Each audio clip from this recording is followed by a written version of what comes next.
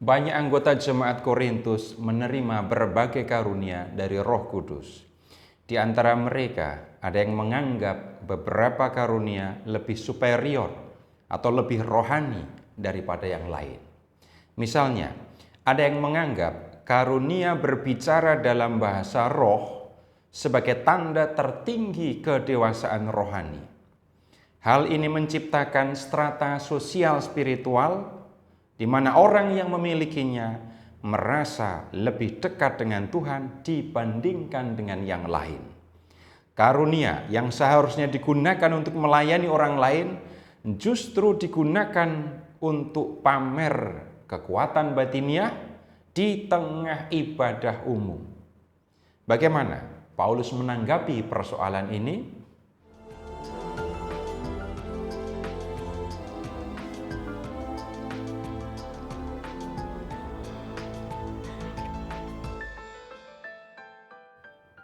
Kasih karunia dan damai sejahtera dari Allah Bapa kita dan dari Tuhan Yesus Kristus beserta kita. Menanggapi persoalan dalam jemaah tentang berbagai karunia, Paulus pertama-tama mengingatkan bahwa jemaah itu adalah satu tubuh. Paulus membandingkan jemaat dengan satu tubuh. Tubuh manusia mempunyai banyak anggota dan fungsinya berbeda-beda. Mata untuk melihat, telinga untuk mendengar, tangan untuk memegang, kaki untuk berjalan, dan sebagainya. Setiap anggota memiliki peran masing-masing dalam tubuh manusia. Masing-masing diperlukan oleh tubuh dan hanya kalau anggota-anggota tubuh itu lengkap dan berfungsi dengan baik, seluruh tubuh juga akan berfungsi dengan baik. Tetapi kalau ada anggota tubuh yang sakit, semua akan merasakan sakit. Anggota tubuh yang satu tidak dapat menganggap diri lebih penting dari yang lain. Sebaliknya, anggota-anggota tubuh yang lain juga tidak perlu merasa rendah diri dan menganggap diri tidak penting. Saudara-saudara, setiap anggota jemaat menerima karunia dari Roh Kudus dan masing-masing memiliki tugas sesuai dengan karunia yang diterimanya, seperti anggota tubuh mempunyai fungsi dan tugas masing-masing. Ada yang menerima karunia berkata-kata dengan pengetahuan. Ada yang menerima karunia untuk menyembuhkan. Ada yang menerima karunia kuasa untuk mengadakan mukjizat. Ada yang menerima karunia untuk bernubuat. Ada yang menerima karunia untuk membedakan bermacam-macam roh. Ada yang menerima karunia untuk berbicara dalam bahasa roh. Dan ada yang menerima karunia untuk menafsirkan bahasa roh. Yang menerima satu kurnia tidak perlu merasa sombong dan merendahkan yang lain. Pada dasarnya, semua karunia itu diberikan untuk kepentingan bersama, bukan bahan untuk menjadi sombong. Perpecahan yang terjadi dalam jemaat Korintus itu terjadi karena jemaat lebih mencintai karunia daripada sang pemberi karunia. Mereka terjebak dalam kompetisi spiritual yang menimbulkan perpecahan. Paulus meluruskan hal ini dengan menekankan ketertiban, pembangunan jemaat, dan kasih. Paulus mengingatkan supaya para anggota jemaat berusaha untuk memperoleh karunia kasih. Kasih itu merupakan karunia tertinggi yang dianugerahkan oleh Roh Kudus. Berkat kasih Allah yang dicurahkan oleh Roh Kudus itu, orang mampu mengasihi Allah dan mengasihi sesama. Nah, orang yang mengasihi itu memiliki dua ciri. Pertama, dari dalam hatinya ia menghendaki agar orang yang dikasihinya itu benar dan berbahagia. Yang kedua, ia berani berkorban supaya orang yang dikasihinya itu berbahagia. Semakin besar kasih seseorang, semakin besar juga keinginannya untuk melihat orang yang dikasihinya itu berbahagia, dan semakin besar juga pengorbanannya.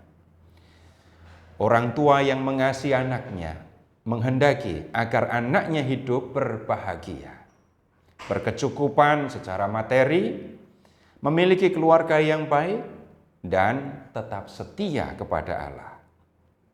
Supaya anaknya dapat berbahagia, orang tua bekerja keras mencari biaya untuk memberikan pendidikan yang baik untuk anaknya, merawatnya bila sakit, dan sebagainya. Begitu banyak hal yang dikorbankan oleh orang tua supaya anaknya dapat berbahagia. Dalam kematian Kristus di kayu salib, jelas bahwa Allah memikirkan manusia dan menghendaki manusia berbahagia bersama Dia di surga. Kristus rela mengorbankan diri semata-mata supaya manusia dapat berbahagia di surga. Pengorbanan ini menunjukkan bahwa Yesus mengasihi manusia dengan kasih yang paling besar, karena tidak ada kasih yang lebih besar daripada kasih seorang yang memberikan nyawanya untuk sahabat-sahabatnya. Nah, kemudian menanggapi persoalan perpecahan itu tadi, hal yang kedua yang disampaikan oleh Paulus adalah mengingatkan bahwa semua sia-sia tanpa kasih. Segala karunia yang lain dan semua yang dimiliki serta dilakukan oleh manusia, betapapun hebatnya, jika tidak didasari oleh kasih, menjadi tidak ada nilainya sama sekali. Paulus menyatakan bahwa hal-hal yang tampak luar biasa di mata manusia pun, jika dilakukan tanpa kasih, tidak akan mempunyai nilai apapun. Paulus menyebut berbagai hal besar itu. 1. Berkata-kata dengan semua bahasa manusia dan bahasa malaikat. 2. Mempunyai karunia untuk bernubuat, mengetahui segala rahasia, memiliki seluruh pengetahuan, dan memiliki iman yang sempurna untuk memindahkan gunung. 3. Membagi-bagikan segala sesuatu yang dimiliki, bahkan menyerahkan tubuh untuk dibakar. Semua tindakan yang disebut oleh Paulus ini merupakan tindakan yang sangat hebat dalam pandangan manusia. Tetapi ia menyatakan, kalau semua itu dilakukan tanpa kasih, semua tidak akan ada artinya, sia-sia. Apa artinya tidak mempunyai kasih? Orang dapat melakukan semua tindakan hebat itu hanya demi kepentingan pribadi. Misalnya, supaya ia tampak hebat di hadapan orang lain, dan supaya ia mendapat pujian yang membuat dirinya bergembira. Orang yang demikian melakukan semua itu sama sekali tanpa memikirkan kepentingan dan kebaikan orang lain. Tanpa kasih, semua tindakan hebat itu sia-sia. Dalam perbuatan yang pertama, yaitu berkata-kata dengan semua bahasa manusia dan bahasa malaikat, kesia-siaan itu digambarkan sebagai gong yang berkumandang atau canang yang gemerincing. Kata-kata dalam bahasa manusia dan bahasa malaikat itu hanya seperti bunyi-bunyian yang mungkin indah tetapi tanpa makna. Seharusnya orang menggunakan karunia itu dengan kasih untuk kepentingan orang lain, yakni supaya orang lain hidup benar di hadapan Allah dan mengalami kebahagiaan. Kalau Allah memberikan semua karunia dan kemampuan itu, tentu bukan supaya orang yang menerimanya menjadi sombong dan merendahkan sesamanya. Misalnya, kemampuan untuk berbahasa asing itu diberikan supaya orang menolong sesamanya memahami pewartaan Kristus dan memperoleh keselamatan.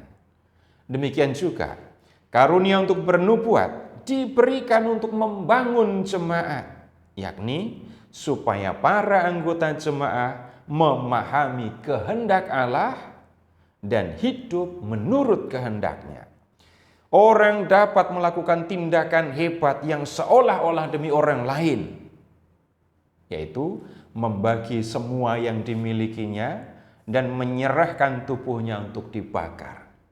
Tetapi menurut Paulus, orang dapat saja melakukan hal seperti itu bukan untuk kebahagiaan orang lain.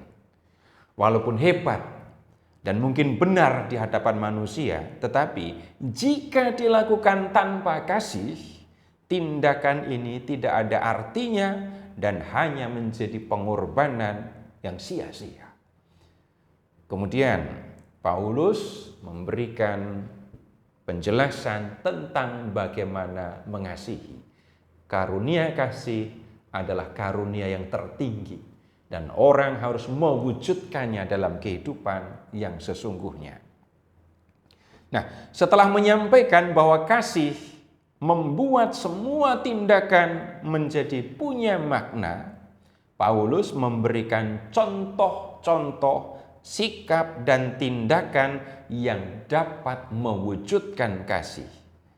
Kasih itu sabar, murah hati, tidak cemburu, tidak memegahkan diri, tidak sombong, tidak melakukan yang tidak sopan, tidak mencari keuntungan sendiri, tidak pemarah, tidak menyimpan kesalahan orang lain, tidak bersukacita karena ketidakadilan tetapi karena kebenaran. Semua tindakan ini terarah pada kebaikan dan kebahagiaan orang lain. Orang yang menunjukkan sikap dan melakukan tindakan yang sudah disebutkan itu hanya memikirkan orang lain, yaitu membuat orang lain menjadi benar dan berbahagia. Kasih tidak berkesudahan, nubuat akan berakhir, bahasa roh akan berhenti, pengetahuan akan lenyap. Sebab pengetahuan kita tidak lengkap dan nubuat kita tidak sempurna. Selama para anggota jemaat hidup di dunia, mereka memerlukan nubuat, bahasa roh, dan pengetahuan tentang Allah. Tetapi akan ada waktunya orang tidak lagi berbicara dalam bahasa roh dan pengetahuan yang dipelajari akan lenyap. Kapan itu terjadi? Pada waktu kematian. Pada waktu kematian tidak ada orang yang memerlukan nubuat, bahasa roh, atau pengetahuan. Nah, setelah melewati kematian, orang beriman akan berjumpa dengan Allah. Dan perjumpaan ini merupakan kehidupan kekal bersama dengan Allah dalam suasana kasih. Karena itulah Paulus menyatakan bahwa kasih itu tidak berkesudahan. Kasih itu berasal dari Allah melalui Roh Kudus dan menuntun orang beriman sehingga dapat mengasihi sesama. Sesudah itu, kasih itu akan dinikmati oleh orang beriman dalam kehidupan abadi di surga. Terpujilah Allah Bapa yang telah mengasihi kita, yang telah mengaruniakan anaknya yang tunggal untuk menyelamatkan kita, dan yang telah mengutus rohnya yang kudus untuk menuntun kita di jalan keselamatan.